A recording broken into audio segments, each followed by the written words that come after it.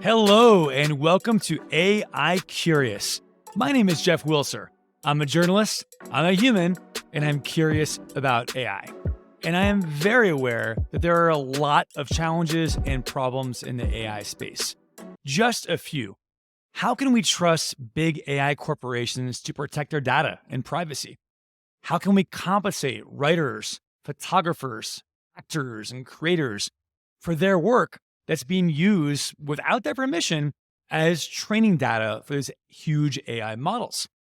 How do we deal with the fact that it now costs bajillions of dollars to buy the computer chips needed to train AI, meaning only the billionaires of big tech have a fighting chance? The solution, according to many, is decentralized AI. Now, this is a topic that has been gaining a lot of steam in the past year. It's a topic I've written about a ton. It's a topic I've spoken about at conferences and moderated panels. It's gaining a lot of traction. So, what is decentralized AI and why does it matter? Is it the same thing as crypto plus AI or blockchain plus AI? Not necessarily, but it can be. And that brings us to today's guest, someone who is ideally suited to unpacking the merits of decentralized AI. And that would be Mark Rydon, co-founder of Aethir, a company that is building infrastructure for distributed cloud compute. Basically, Aethir is trying to make it easier for more people to gain access to the GPUs needed to train AI wherever they are on the globe, not just the massive corporations. I first met Mark in Austin at an AI event where I moderated a fireside chat between him and other leaders in the space. Now, it is very easy to get lost in the technical weeds, but Mark made all of the mumbo jumbo quite clear and lucid, so I knew I wanted to have him as a guest on AI Curious. To be clear, you do not need to be a crypto bro, crypto enthusiast, or even at all crypto curious to appreciate this conversation. Mark and I kind of cut through the jargon and the hype and walk through the current problems of centralized AI. And we get into the ways that decentralized AI maybe could be a path forward, as well as acknowledge the daunting challenges that need to be overcome.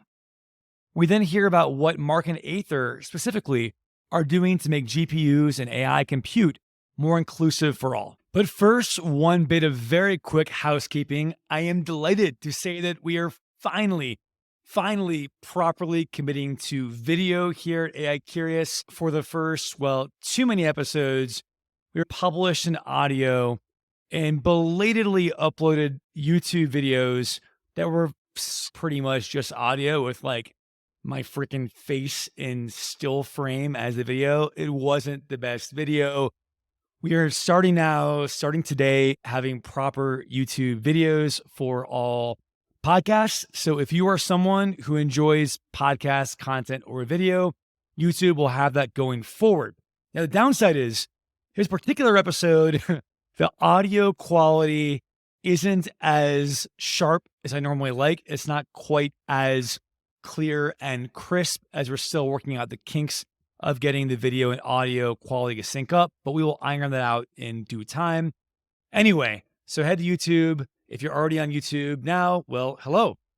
So with that, please enjoy my conversation with Mark Rydon, co-founder of Aethir. Mark, welcome to the pod. Hey, thanks for having me, Jeff. Pleasure to be here. So let's start with one of the classic critiques of crypto and blockchain is that it's often described as a solution in search of a problem. In this case, though, there are many who argue there's a very clear problem with the current trajectory of big tech AI, centralized AI. How do you view that problem? And can you take a stab at defining what is the problem of centralized AI? It's a big question, but at a high level, I think it's all based around this assumption, right? This assumption that AI is this truly transformative technology, right? That AI is going to revolutionize every aspect of industry and society and have huge impacts on culture, right? And do we want, or are we happy with a very small number of very powerful tech companies controlling access to that resource. Because the way it looks at the moment is that it's a incredibly capital intensive endeavor to push AI forward at the rate that these tech companies are kind of competing with each other to improve their models and achieve that next step change in AI development. And as a society, are we happy with them being the gatekeepers to this amount of power, considering where we think AI is going? That all makes sense at a high level. Let's walk through some of the particulars of how that could affect the average person, right? So I'm thinking, for example, data privacy. When I gave a presentation at the AI Summit at Consensus, and the way I described this was I have a new puppy. And when I got this puppy, before I even got the puppy, I used ChatGPT to help me figure out what kind of puppy to get. And I fed it all kind of parameters of my life.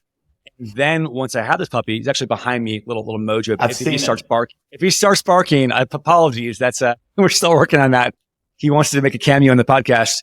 I kept feeding ChatGPT details about little Mojo, my puppy, of what he's doing. Oh, he's having trouble pooping today or whatever. And the more I gave it information about Mojo, the kind of quote smarter it got. And that seems pretty harmless on questions of my puppy. But now imagine doing that for ourselves in the future. If we have like some AI chief of staff or AI therapist, and we're feeding it information about our life, and then an entity that could use this, and maybe I'm telling it my desires, my secrets, my fears, my anxieties. Now imagine this company has access to all of these like truly personal data points. Like, are they going to monetize this? Are they going to leverage it, to weaponize it, sell me things? That's kind of one thing that scares me. What else on a kind of a pragmatic, concrete level concerns you about the potential downsides of a large corporation having this kind of unprecedented, intimate data and access to us? It's exactly like you said, right? If you've ever talked with ChatGPT or spoken with an LLM in whatever format, you're providing information for them to continue to train and improve that model, right? They take all of the information that we use when we interact with that model, and they use it to better improve their model experience. So they are training their models on user data. And the difficulty there, particularly with these centralized models, is that you can't take your data back. There's no data provenance, right? You have no control other than the kind of opt-in, opt-out scenario.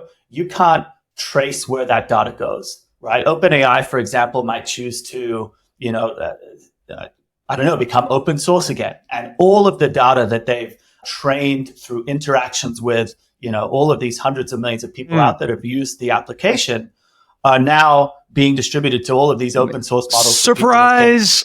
Yes.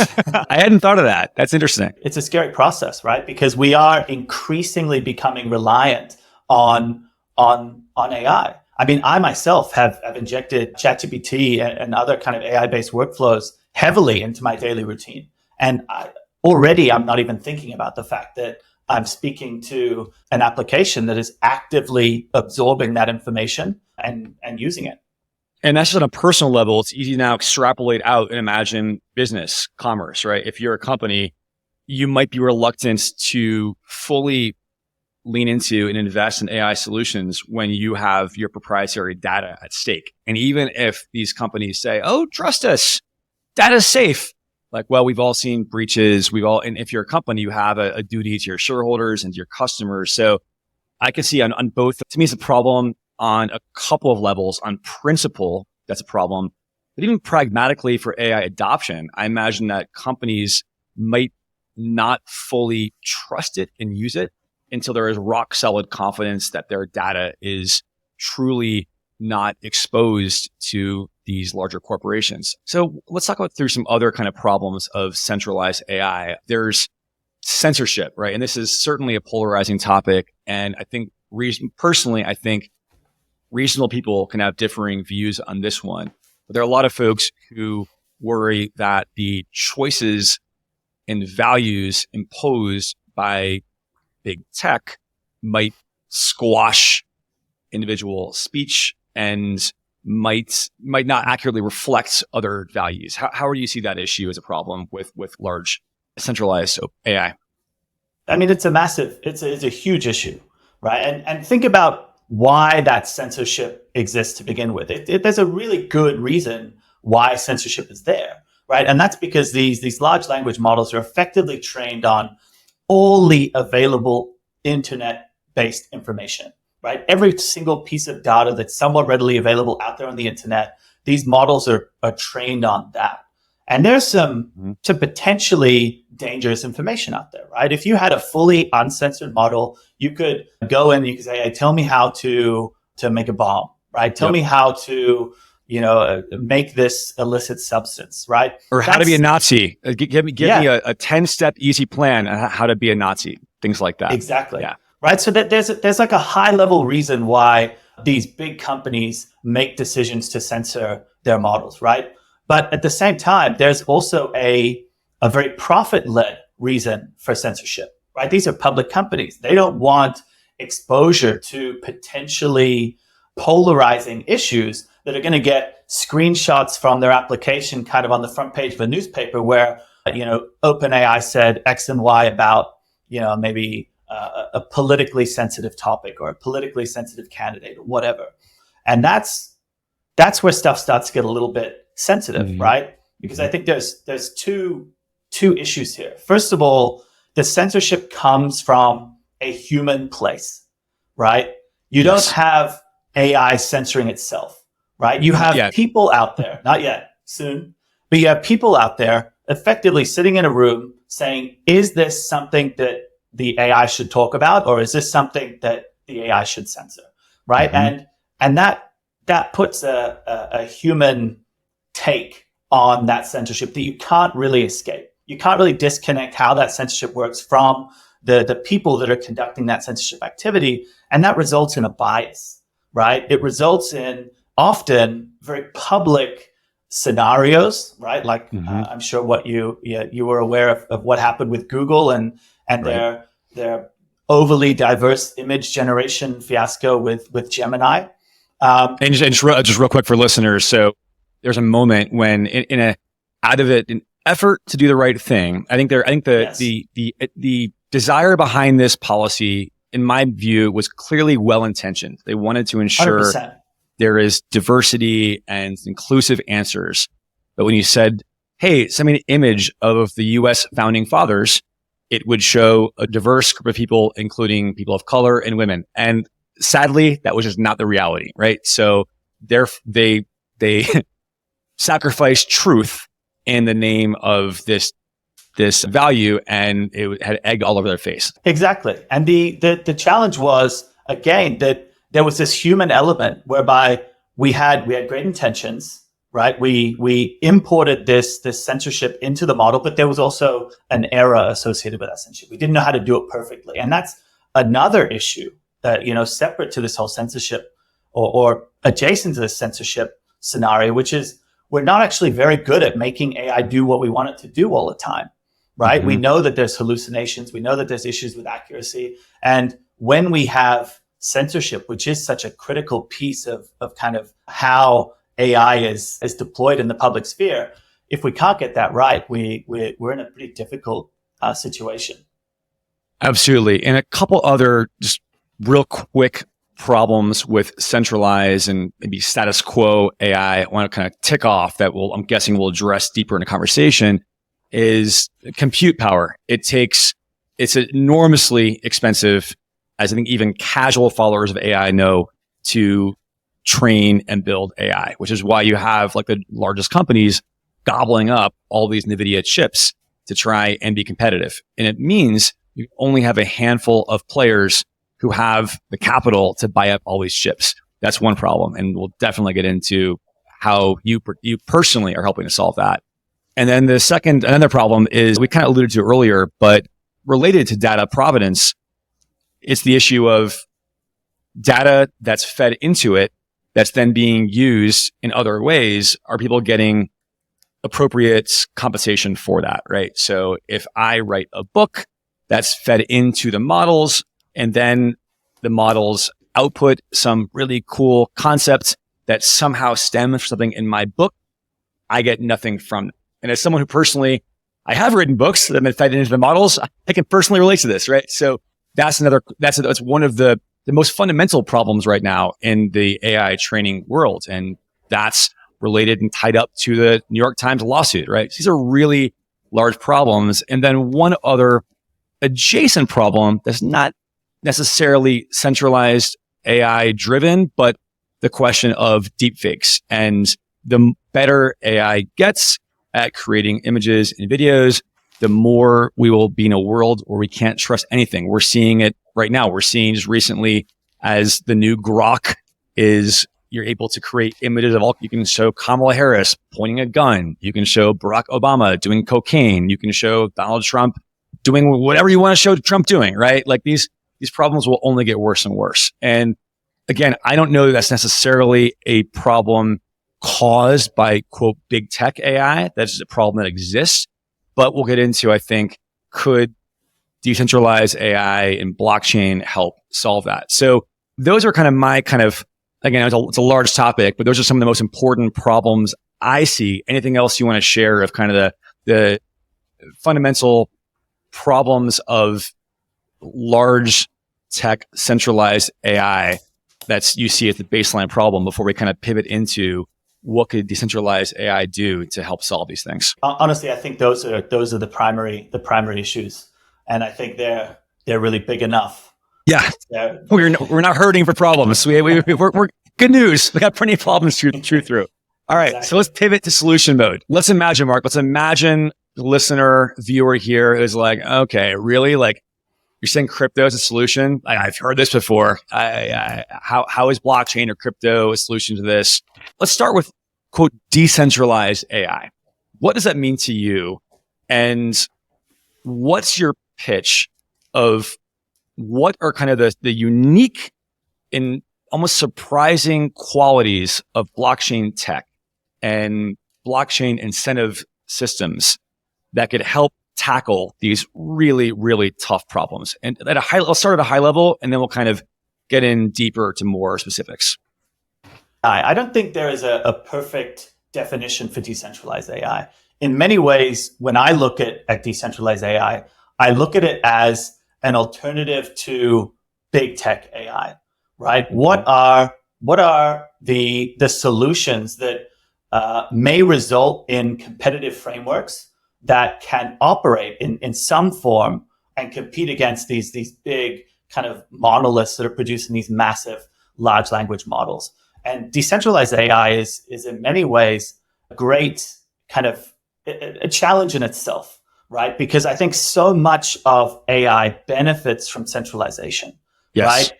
Centralized compute, right? You even having GPUs adjacent to each other in single data centers benefits model training, right? Huge amounts of capital aggregation to purchase all of the compute and have them in the data centers and get everything kind of purchased from NVIDIA, right? Again, is something that benefits from centralization.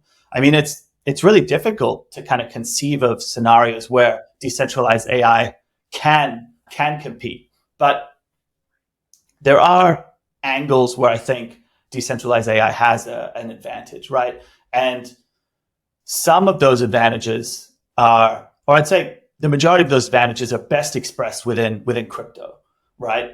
So incentive structures and smart contracts. So I'm not sure how kind of crypto native the audience is, but obviously Web3 or crypto is built on the blockchain, right? And the blockchain is effectively this hyper transparent ledger of information. Anything that gets coded onto the blockchain is available, transparent, and anyone can kind of view that transaction that happened on the blockchain at any time, right? And then based on that transaction, you can execute smart contracts that are effectively automatic, right? So if someone does a job and the blockchain recognizes that work happening, you can automatically have payments, for example, made to reward them for that activity. So you can create systems and networks where you don't need trust. You don't need contractual arrangements between two parties. You can actually just go and look at the infrastructure that's built on the blockchain and say, I believe in this. I think I could do some of this work. And you'll know categorically that you'll be paid for that work. And this allows the creation of these organic systems that are so much more scalable and so much lower in friction to kind of stand up, that you can start to create these distributed organic structures that have the potential to actually compete with their bigger, more centralized competitors. Does that make sense? Absolutely. I think it's beautifully summarized. And to make to take one more step of even a perhaps overly gross summarization, if you think about a centralized database versus a distributed database, right? In a way, Bitcoin is a quote distributed ledger across countless nodes and computers, more or less, in layman's term, across the planet, as opposed to just one computer or one system, one vault in a bank, right? And so by analogy, for AI, the idea is through this kind of network, this literally decentralized network, that's a combination of decentralized computing power, of training it in a decentralized way, of having the data be literally located in a decentralized way, and being able to track that data and have kind of visibility to where the data comes from, but somehow in a way that also preserves privacy and also potentially gives credit to who contributed that data, right? That is the promise and potential of a decentralized system or blockchain infused system.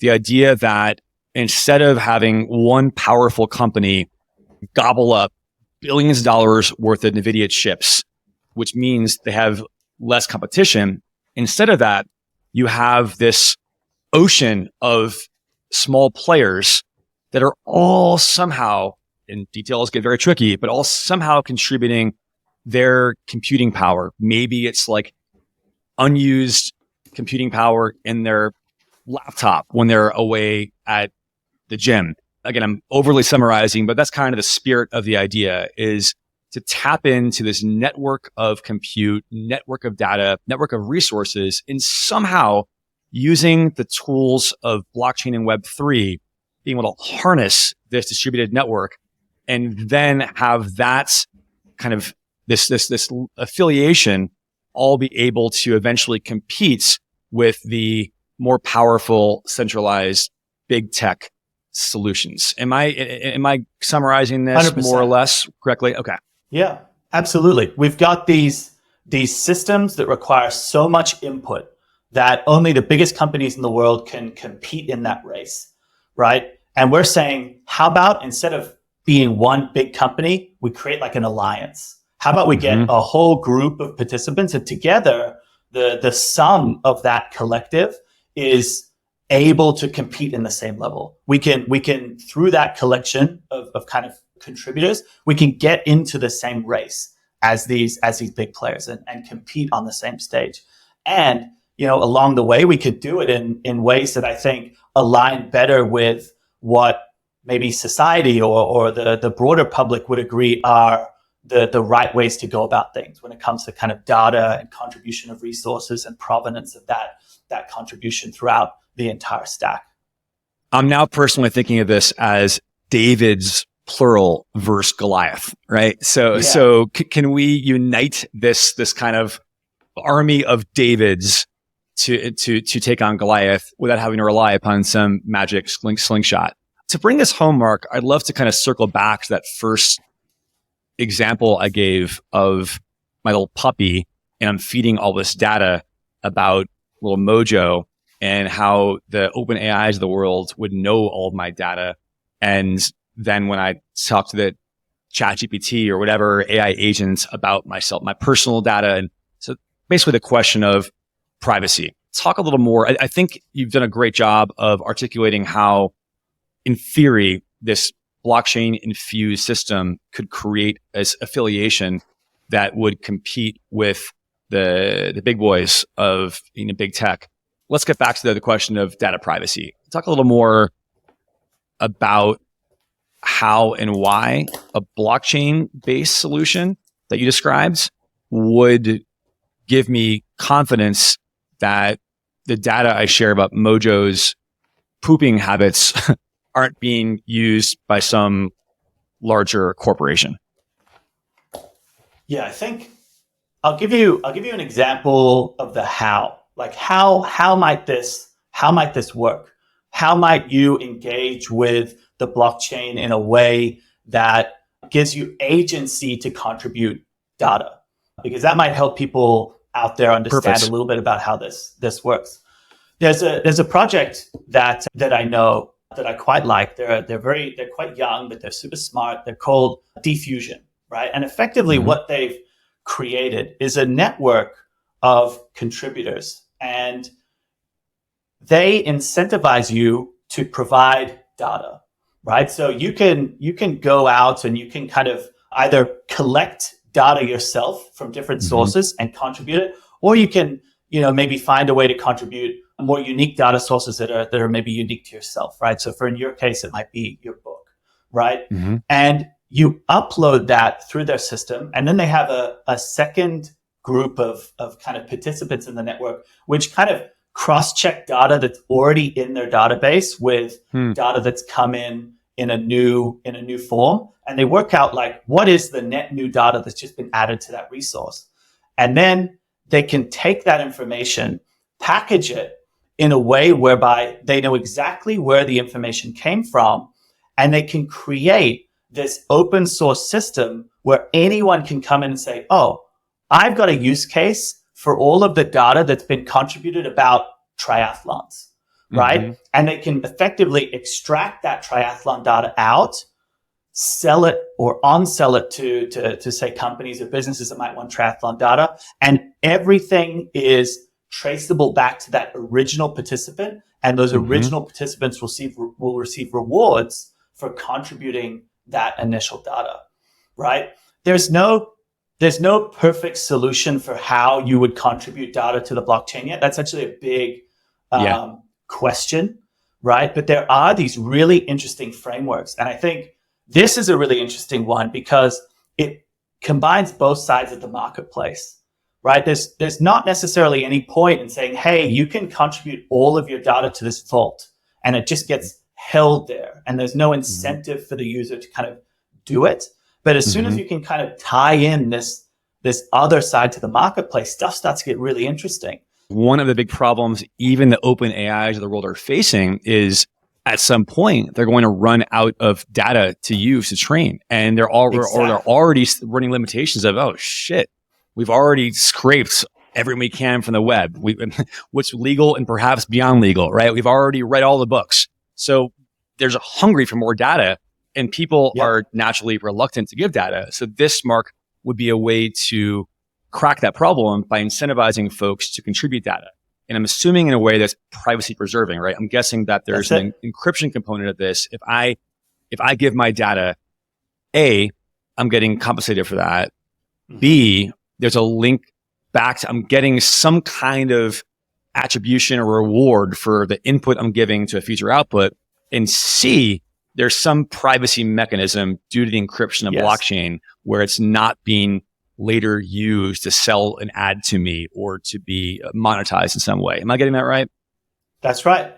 And that's the exact problem that it's solving. The fact that we're running out of data, right? We're running out of valuable information to train AI on, right? I think roughly 97% of the data on the internet is what you classify as like junk data, right? It's not high quality data that models most benefit from. And we've kind of extracted all the juice out of that junk data kind of orange, right? And now we're realizing, okay, we need that final kind of 3%. And what systems can we put in place to kind of optimize and resurface that information in kind of a cost-effective way? Because just bulk scraping the internet is not going to work anymore, right? And this actually is where stuff gets kind of really interesting, not just on the AI side, but this is a DePIN play too. I mean, in many ways, like there's no hardware component here, but it's a decentralized, I guess, alliance of people that I'm glad you went there. that. Let's go there now. That was my next question. DePIN. Let's get, and this is circling back to our kind of mission statement and problem. One of the problems is that only a handful of massively powerful, rich corporations can afford the infrastructure, the physical chips needed. So there is potentially a decentralized solution to this, and that gets to DePIN. Mark, can you define DePIN, and both broadly, what does DePIN mean? And then how does DePIN relate to AI, and what are the possibilities it can unlock? And of course, we'll get into Aethir and what you guys are building specifically. Yeah, so first of all, DePIN is, of course, an acronym. It stands for Decentralized Physical Infrastructure Networks.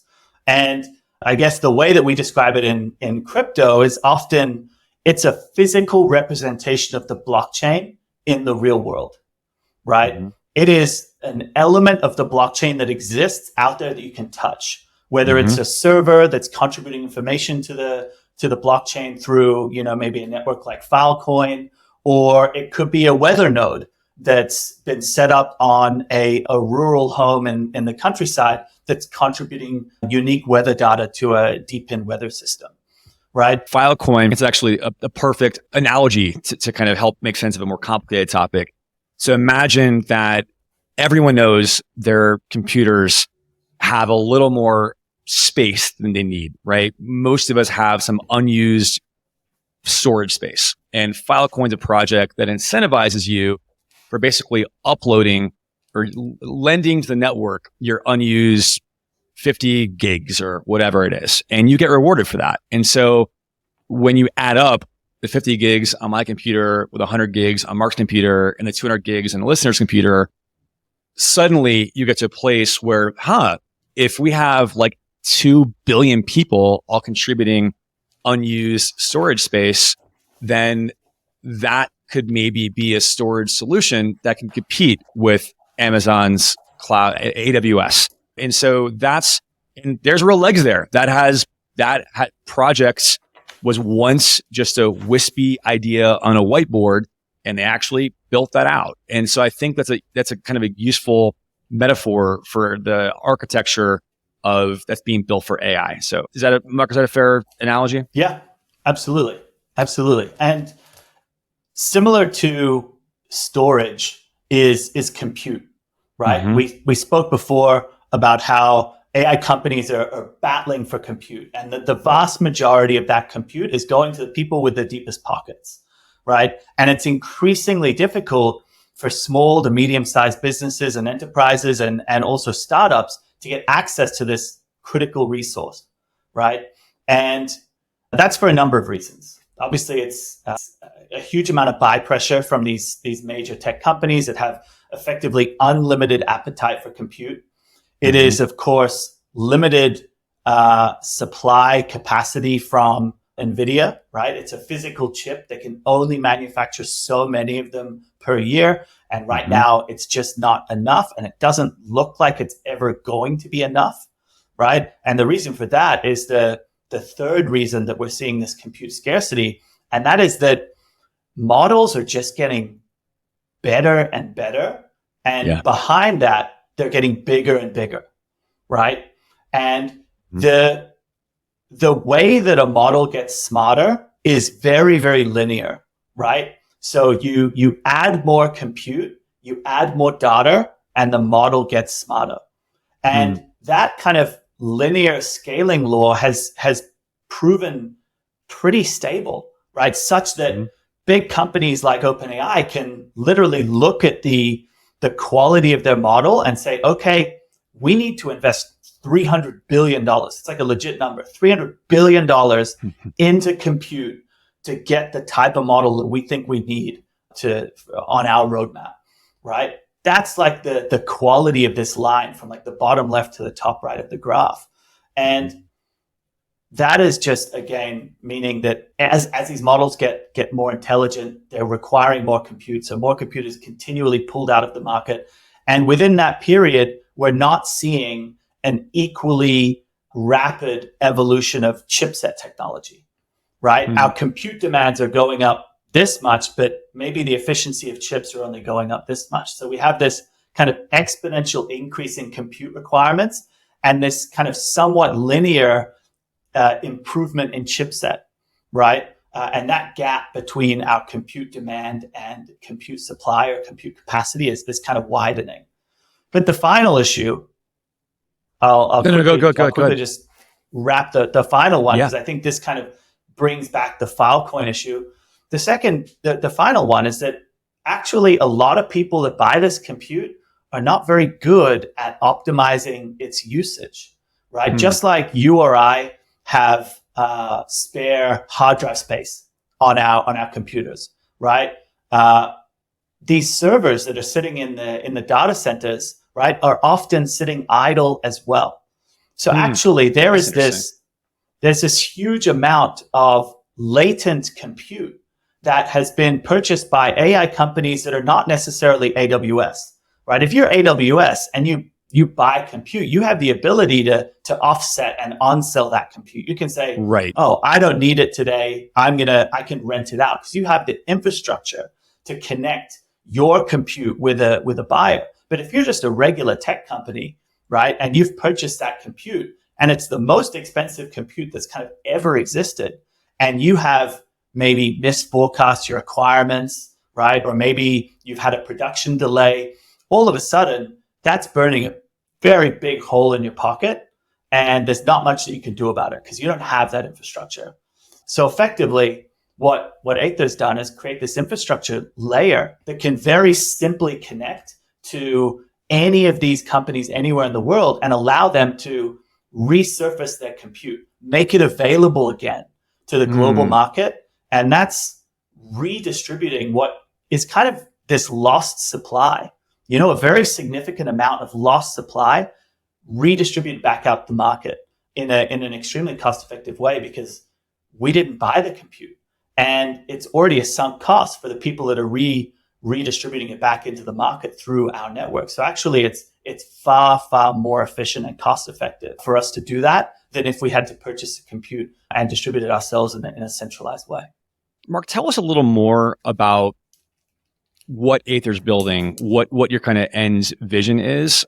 And then I'd love to hear more broadly how you view if things break right, if we get DePIN, AI DePIN right, what could that mean to the average small company, to the average user? Like, why does this matter? Talk about what the world looks like if the adoption and infrastructure is solved in the way you hope. But let's start with Aethir. Let's start with what you guys are building and kind of what your end game is.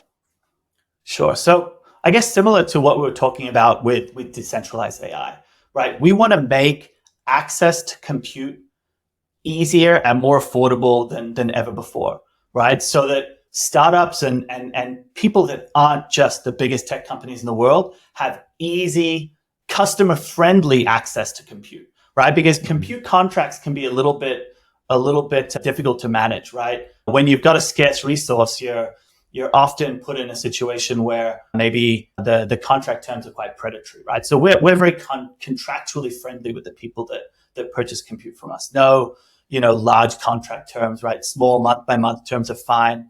But long story short, we want to make it easier for builders in the AI space to get access to critical compute so that they can start training the next generation of AI models or agents, right? And similarly, we want them to be able to run and actually do the inferencing tasks. So the actual job that AI is trained to do, we want them to be able to do that on our infrastructure too.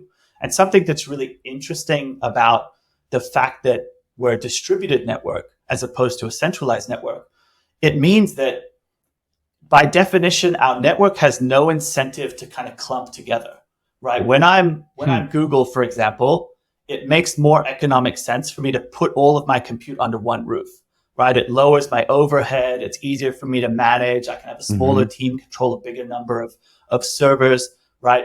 But if I take away the financial incentive for that hardware to be next to each other, all of a sudden, by default, it's more distributed. And what's really cool about that is when you look at latency or the speed of service delivery within AI networks, right? So when you're talking to ChatGPT, it takes a second or a second and a half for that AI to give you a response. Right. Some of that delay is based on how far away you are from where the servers that host ChatGPT are, right? And as we get more complex with our AI models and our AI applications, that delay is going to become increasingly important. And by having a more distributed network, by definition, your compute is closer to the user, right? I was thinking of that being a liability in a sense of it's harder to coordinate in a decentralized fashion.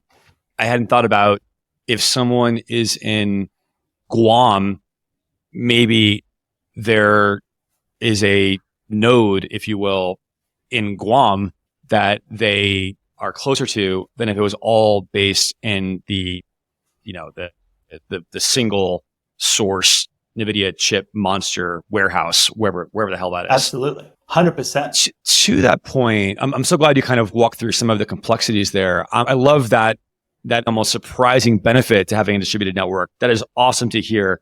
My guess is, though, as awesome as this sounds in theory, it also sounds very, very hard and challenging, right? There's a reason why OpenAI is putting all the chips next to each other. There are economies of scale. I'm guessing it's just much easier to do things when it's all in one place. I can only imagine how complicated things are when you're trying to train data, when you're trying to, like, by a very quick analogy, there are companies that are building video games on the blockchain. And it's already hard to make a game to begin with, like a good game. And now when you try and do this in this kind of coordinated way, distributed way, it adds complexity to create the video game. So what are some of the challenges that have to be overcome for this decentralized compute solution?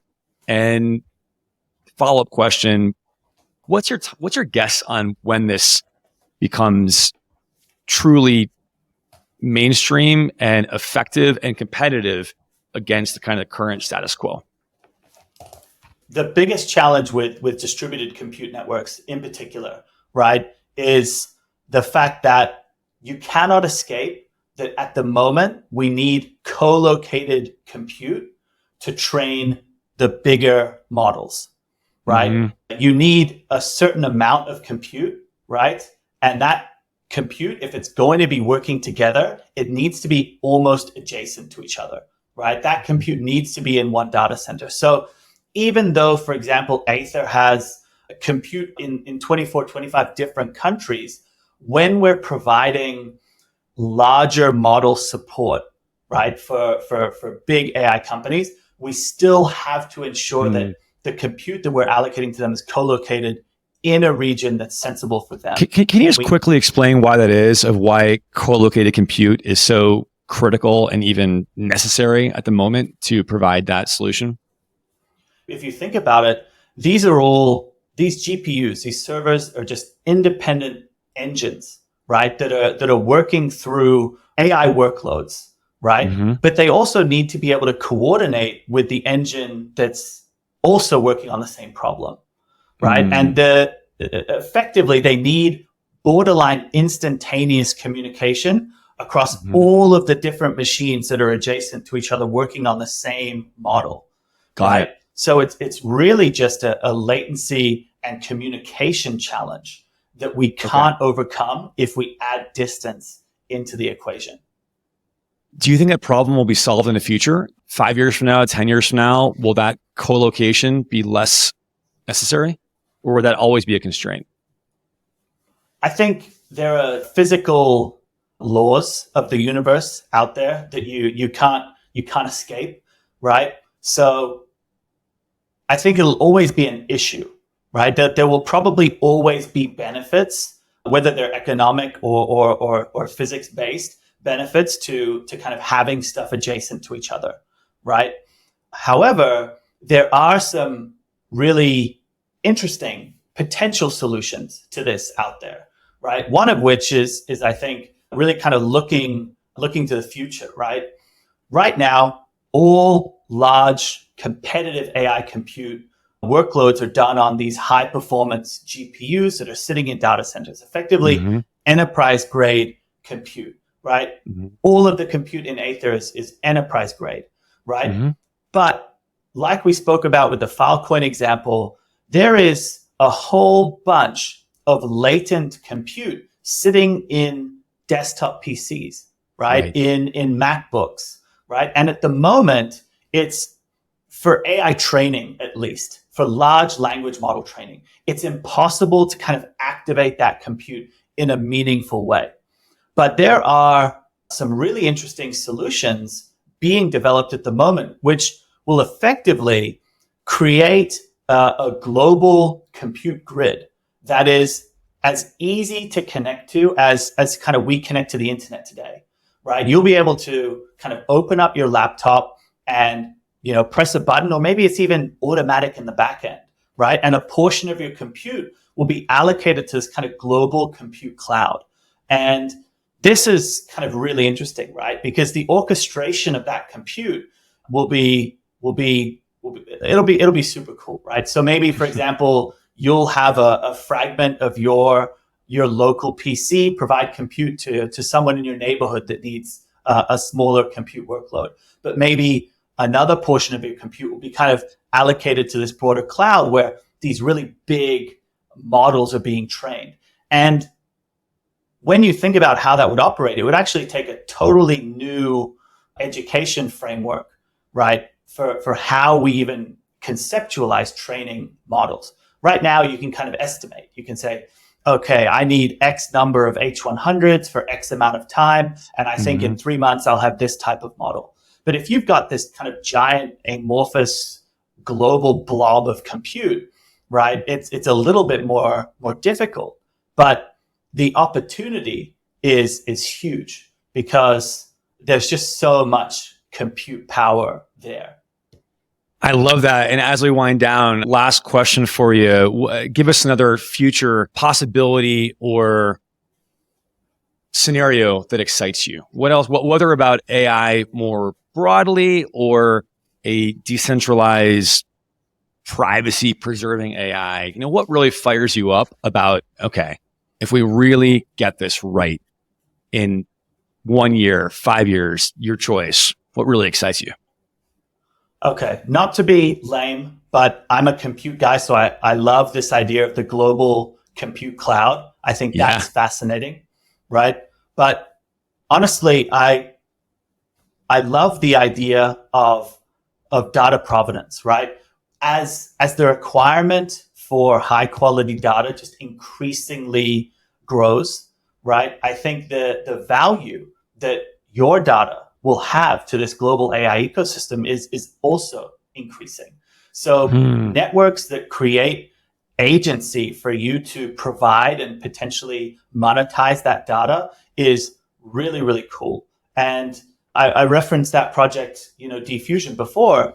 That's just going to be one of these projects. Like I can almost imagine this kind of gig economy that exists around the provision of your data as AI takes on, not to, scare people, as AI takes on more responsibility within society, right? And we maybe have more free time. What does universal basic income look like? What does our participation in that society look like? And maybe our access to data is an interesting way that we contribute back into that economy, maybe in the short term anyway.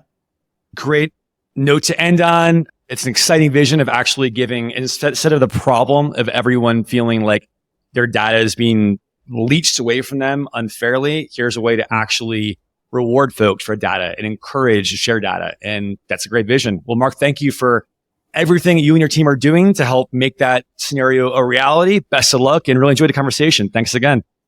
No worries. Thanks for having me, Jeff. My pleasure. And there you have it. Thanks again to Mark Rydon, co-founder of Aethir. And thank you to you, dear listener.